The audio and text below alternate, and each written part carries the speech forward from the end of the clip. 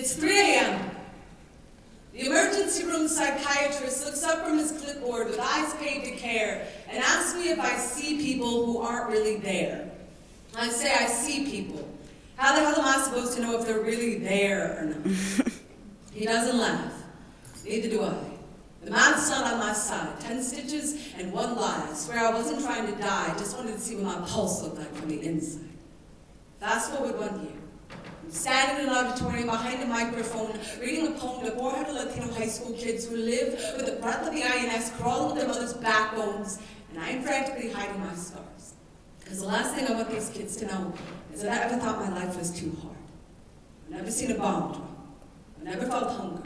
I've also never seen lightning strike, but we've all heard thunder, and it doesn't take a genius to tell something's burning. The smoke rises between us, forming walls so high they split the sky like slit wrist, and when the stars fall like blood, we are all left with nothing but a death wish. She said, call me by my true name. I am the child in Uganda, all skin and bone. Do you remember the rest? How about this one, America? Jesus wept.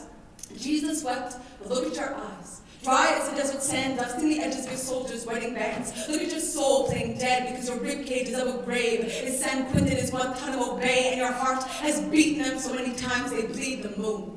Do you know children in Palestine fly kites to prove they're still free?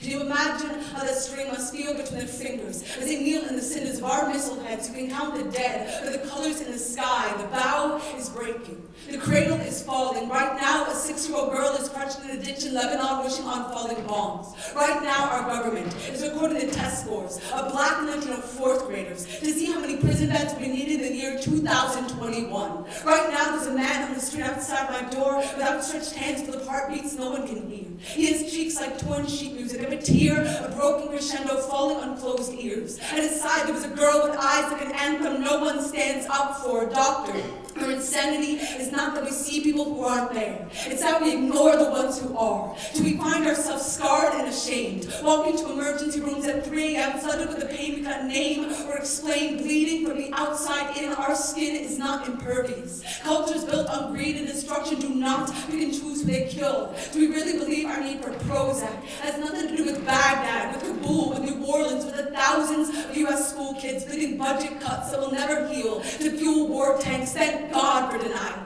Thank God we can afford the makeup to pile upon the face of it all. Look at the pretty world. Look at all the smiling people, and the sky with a missile between her teeth, and a steeple to her heart, and not a single star left to hold her, and the voices of 1,000 broken nations saying, wake me, when the American dream is over.